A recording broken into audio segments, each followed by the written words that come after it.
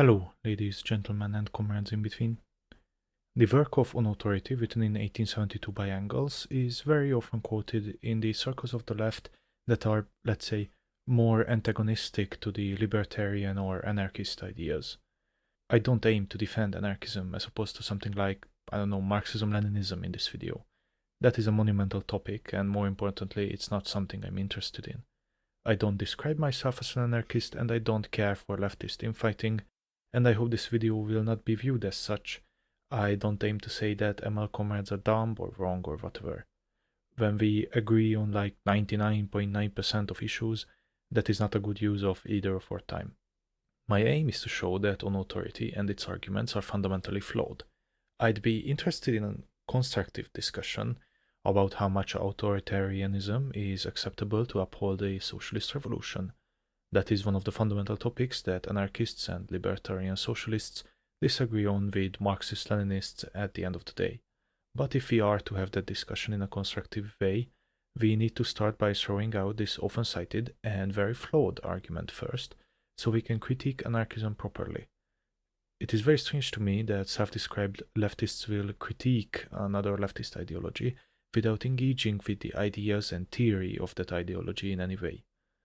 As an illustrative example of how dismissively this non-answer is often thrown out, here's an example from YouTuber Hakim in the otherwise fine video What Are Tankies, in a section titled On Authority. From 6 minutes 30, he basically does a summary of the main argument of On Authority with some historical examples, but ultimately just sums up the segment with, "Give Frederick Engels On Authority a read." To be clear, I am not here to start drama or whatever with Hakim. I could not be less interested in producing YouTuber infighting.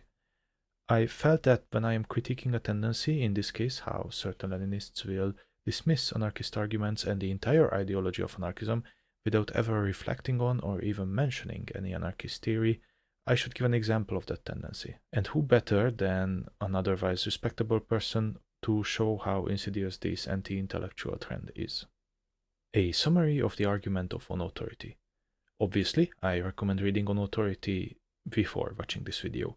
You can find it on marxist.org for free, and it will be linked below the video for your convenience.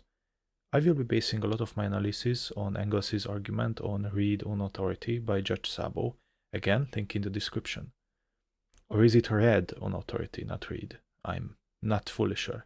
Anyways, I recommend Read On Authority for anyone interested in the historical context of when and how Engels wrote On Authority, the anarchist arguments he was responding to, and how he misrepresented them. You can basically replace most of this video by just reading that one, but hey, you are on YouTube, you are probably listening to this while doing dishes or something. As I said before, my primary aim is not to critique On Authority in its historical context, but a modern one, the way in which I see it used again and again by certain Marxist-Leninists. Although I will show that On Authority was a weak argument even at the time. I also want to preempt a sort of thinking I sometimes see from certain self-described Marxist-Leninists.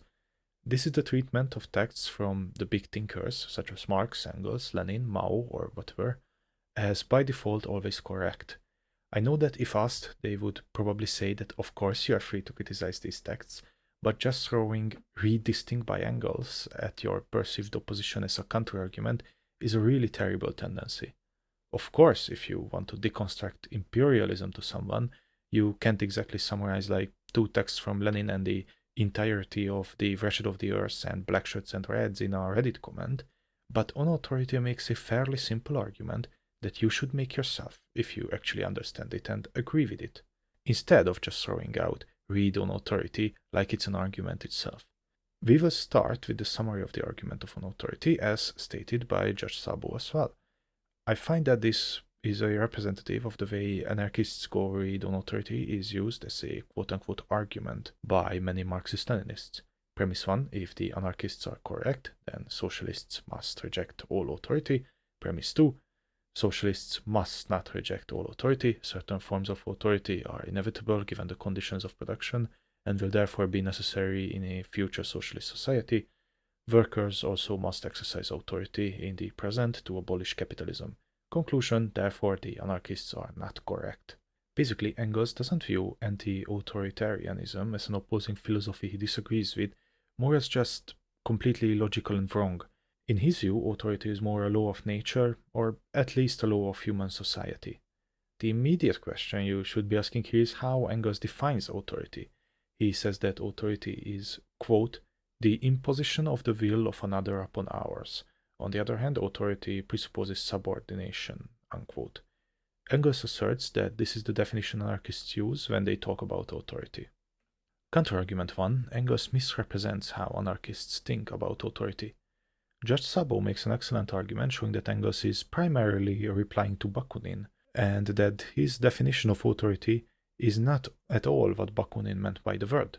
I will quote just one small section from Bakunin's God and the State, which Judge Szabo also quotes. Quote, consequently, no external legislation and no authority, one for that matter being inseparable from the other, and both tending to the enslavement of society and the degradation of the legislators themselves. Does it follow that I drive back every authority? The thought would never occur to me. When it is a question of boots, I refer the matter to the authority of the cobbler. When it is a question of houses, canals, or railroads, I consult that of the architect or engineer. For each special area of knowledge, I speak to the appropriate expert, but I allow neither the cobbler nor the architect nor the scientist to impose upon me. I listen to them freely and with all the respect merited by their intelligence, their character, their knowledge, reserving always my incontestable right of criticism and verification. Unquote. Here we see, through Bakunin's thinking, that Engels conflates two different meanings of how anarchists use the term authority. Bakunin differentiates between the authority of a legislative power and the authority of an expert, primarily in that the latter one is freely accepted and freely criticized. This latter version is not consistent with Engels' definition of authority. To quote Bakunin again, quote, I bow before the authority of special men because it is imposed on me by my own reason. Unquote. Now, it may just be me, ignorant Eastern European idiot, but imposed upon me by my own reason sounds like it's fancy rhetoric to say, not imposed on me. Otherwise, me thinking I should go to the store to buy a bottle of Kofola is also an authority imposed upon me by my own reason. This is obviously not how most people honestly use the term authority, at least not when the argument is on the authoritarian tendencies of certain past or current socialist projects. Counterargument 2. Engels' argument is inconsistent internally, largely due to his vague definition of authority. So far, I've only showed that Engels misrepresented anarchist thinking of his time. This should be enough, in itself, I think at least, to show to any honest Marxist-Leninist that throwing this essay at someone on Twitter is not a counter-argument to any anarchist position. You are using an argument that strawmanned anarchist positions at the time, and guess what? Anarchist thought did evolve somewhat, at least in the last 150 years. So even if it was an honest and correct critique at the time, that doesn't mean it remains so today. Marxist-Leninists tend to have a stronger, maybe we could call it more dogmatic relation to their thinkers, compared to anarchists at least. Nobody is really a Makhnovist or a Bakuninist or a Kropotkinist, not in the sense that people are Leninists or Maoists. Not to say that Marxist-Leninists don't have any new theory since Lenin, obviously that's not the case, but even if Bakunin and anarchists of his era used the vague definition of authority that Engels critiques, to be clear, I don't agree that they did. That is not how modern anarchists think of authority. It still wouldn't be a good argument to just throw it at someone on Twitter. However, Engels' definition of authority was incredibly reductive. Engels seems to think that anarchists should be pacifists if they want to be consistent, since any form of violence is inherently authoritarian. He seems to think that anarchists do not differentiate between different forms of authority at all, even when we are talking about imposing one's interest on someone else, not when I talk about the imposed upon me by my own will rhetoric from Bakunin. This is blatantly false, and it borders on being so bad faith that it's just lying. What serious anarchist has the view that while a slave owner beating their slave is bad, that slave rising up and beating up the slave owner in revenge is just as bad? If you seriously believe that that is representative of modern anarchist thought, you are not equipped to make a critique of anarchism. Even if you accept that the slave rising up is technically authoritarian, as he is imposing his own will on the slave owner, one could argue that even if authoritarianism is a fact of life, it should be minimized where possible. Obviously, a situation where a human being is kept as property by another human being is way more authoritarian and coercive than using violence to put an end to that situation. I don't think any serious understanding of authoritarianism interprets it as a binary on-off switch, but a sliding scale that maybe can never get to zero, but ideally would tend towards the lower end as much as practically possible. This is a longer topic than I have time for in this video, but this is also why I think that just pointing to certain authoritarian tendencies in anarchist experiments, like a central monopoly on violence in the CNT, is not a good counter-argument in itself. An anarchist could easily say that that is a necessary lesser evil, that the circumstances forced on them, similarly to how certain elements of any leftist revolutionary system will be imperfect due to having to adapt to the world around it. If having a certain, even if low, level of commodity production in Yugoslavia or Cuba or the USSR out of necessity, for example, doesn't make them not a worthwhile socialist project, I don't see why having a certain level of hierarchic structure makes an anarchist project suddenly invalid or not anarchist. Thinking that anarchists should be just blanket against any level of authority or hierarchy or imposition of one's will through force, regardless of context, is the equivalent of that, thinking that socialists should be against any level of commodity production in every situation, always. It is like looking at someone advocating for fairer labor and union laws and saying, well, if you were a real socialist, you'd want to immediately abolish all private corporations. Since you support unions in private corporations, clearly there is a contradiction. It is ignoring that sometimes the road to something good often leads through a series of lesser evils. Ironically, Engels makes a half-decent version of the anarchist anti-authoritarian position in his third to last paragraph, which I would almost agree with.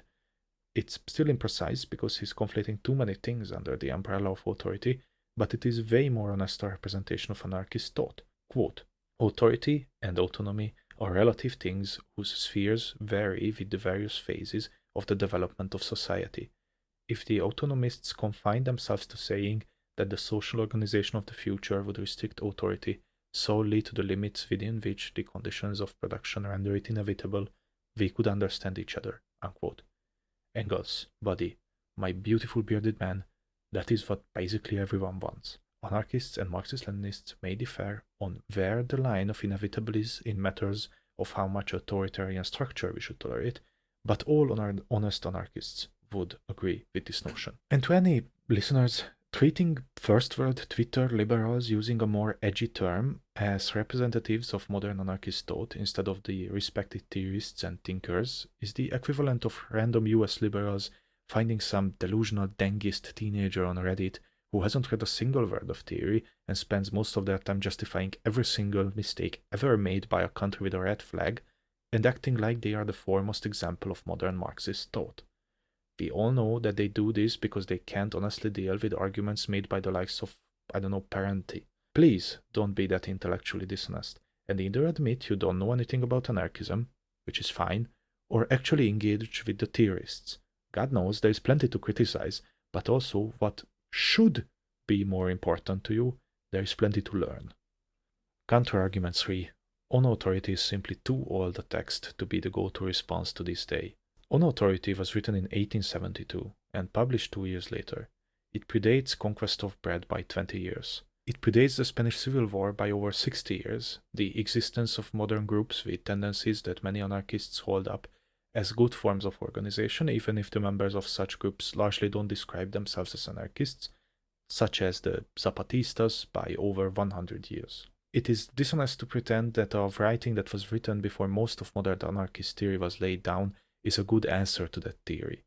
I will reiterate for the umpteenth time that I am not an anarchist, and I have serious criticisms of anarchist theory and anarchist movements, things that I would be happy to go into deeper if there is any interest. But to pretend that you have nothing to learn from the works of countless activists, agitators, theorists, and revolutionaries because you read 20 paragraphs written decades or even over a century before those people lived, wrote, and organized is a level of intellectual arrogance that I can only compare to neoliberals pointing to an Economics 101 supply and demand graph to explain why all of Marxism is obviously wrong. You don't have to critique anarchism, but if you do, you have to start with modern anarchist theory, or at least responses to modern anarchist theory, and maybe don't assume that you are the only smart boy in the entire world, and those theorists who put a life's work into advancing leftist thought have never heard of Engels' fucking own authority. Conclusions. I don't think critiquing anarchist theory is impossible. There are tons of valid critiques to make towards anarchist thought. I clearly think that, since I don't consider myself an anarchist. But acting like one of Engels' weakest works, written over 150 years ago, is just a blanket debunking of an ideology, and acting like the 150 years of theory since then has no answers to it, and more importantly, has nothing that a Marxist-Leninist could learn from, is incredibly short-sighted. I will disavow and even mock any anarchist or libertarian socialist that never read any works from Lenin or Mao, but I'd say the same of any Marxist-Leninist that never even tried to engage with anarchist theory beyond what passes for anarchist thought among first-world imperialist Twitter or livestreamer liberals who want to use an NGO term. Anarchism has been an influential movement in places like Indonesia or Hungary, and many more projects that are not self-described anarchists, like the Zapatistas, have had structures and ideas that we may call anarchistic or anarchist adjacent. Certainly there are at least forms of organization that anarchists hold up and advocate for, while many from the Leninist and Maoist tendencies tend to ignore. I don't personally believe that anarchism is the best path towards a better future, at least not in the current world we live in. But I also don't think dismissing all the ideas, theory, and tactics behind them is smart. And dismissing it all based on a single text that had a bad argument even when it was written, which was before most of modern anarchist theories existed, is downright intellectually dishonest. I worry what it says about a supposed leftist that they are willing to dismiss like a century of theory by very smart thinkers merely by pointing to one text written before most of that theory. It is dogmatic thinking, a leftist form of the same thinking of one of those weird Americans who just point to a random quote from one of their founding fathers or their constitution to quote-unquote debunk any modern political analysis of the US. Oh, and viewing Western liberals who describe themselves as anarchists as representative of the ideology is also dishonest. If one wanted to honestly critique Marxism-Leninism and started by talking about what Infrared Haas believes instead of what Marx, Lenin, or Stalin wrote, you would laugh at them. I think it should be the same if you quote-unquote engage with anarchism by critiquing liberal streamers in the Vosh sphere instead of Kropotkin, David Graeber, Gelderloos, or Abdullah Öcalan. Engage honestly or don't engage at all. Thank you for watching. I hope this didn't come across as some sort of call to arms for leftists in fighting. I genuinely want leftists to stop spending time and effort arguing with each other and starting together when we agree on 99% of what needs to be done currently. I don't think this video can turn anyone into an anarchist. That was not my intention, at least. My intention is to make leftists realize that they have something to learn from the who knows how many years of anarchist and proto-anarchist theory, and that they can't just dismiss it based on some bullshit Engels wrote 150 years ago. If you liked this video, then like it, comment your favorite soup recipe, or God forbid something more relevant even, and if you want to see more, subscribe. If you have money to spare, send it to a charity that can help Palestinians, Cubans, Iranians, or other victims of imperialism. Thank you for your time. See you next time.